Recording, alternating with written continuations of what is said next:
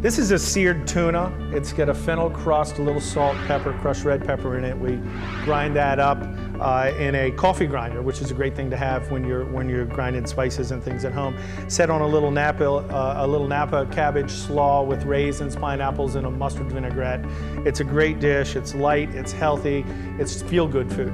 In my opinion, tuna is kind of a staple in Delaware and coastal Delaware, and this is a dish that I treasure and love, and I actually like to take this sometimes and put it on bread and eat it as a sandwich. It's kind of my version of a little Delaware barbecue by the sea. Veal porterhouse here is a big selling dish at Lupin Amare, our Italian restaurant in Rehoboth Beach. Here we grill a 12-ounce veal porterhouse, which has, we call it the best of both worlds. It has like the strip side and the loin side.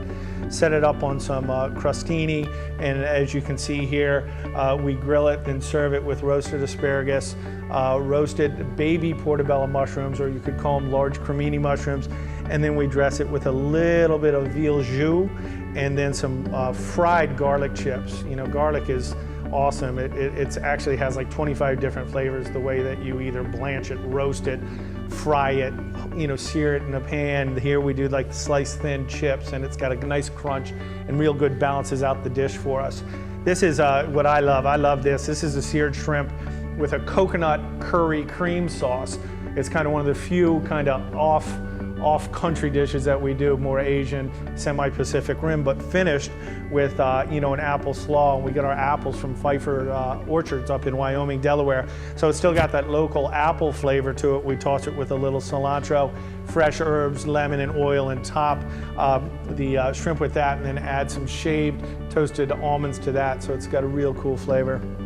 Here, this is another great dish. It's like a fennel slaw with white bean. You can see the white bean down in here underneath, where we mash white beans with a little olive oil, roasted garlic, and salt, and set the salmon on top of that.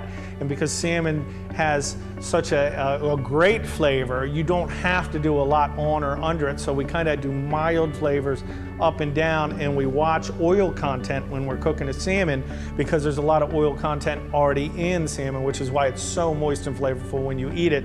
So then we top it with like a fennel slaw here that's got some red onion, a little cashew or almond in it, and it's balanced out with some like mostly vinegar, because that vinegar, that acidity, will help give punch to this dish with the oils, the natural oils that are in the salmon.